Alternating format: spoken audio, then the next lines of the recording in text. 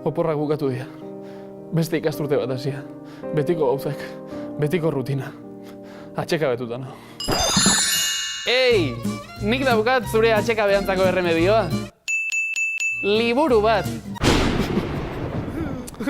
Zuek ez izan tipo hau bezain ignorantek. Eta puntatu ondoa. Arkaizkanoren beti oporrek. Oporrak behar ditut. Ez da liburu arruntz bat, ez da betiko liburu bat, ez da liburu bat. Ipuin liburu bat da, historio desberdinekin osatutako liburu bat. Izena bera ere kurioso xamarra dauka. Beti oporretan. Nik uste denon ametsa dela. Baizue, amets horrekin zerikusia daukate, liburu hontan bildutako 14 istorioek. Oporrak. Eta istorio horien bitartez, oporraldi desberdinak ezautzeko aukera izango dugu. Oporraldietan dabiltzen denek, amets bat jarraituko dute gainera.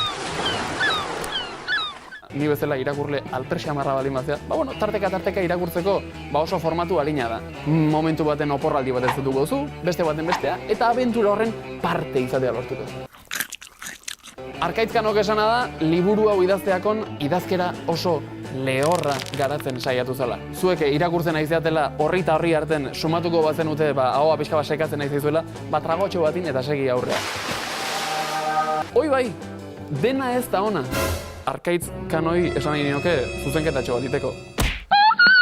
Beti oporretan, 14 oporraldi diferente ezagutu diteu, eta ez da bufet libre bakarra ere agertzen.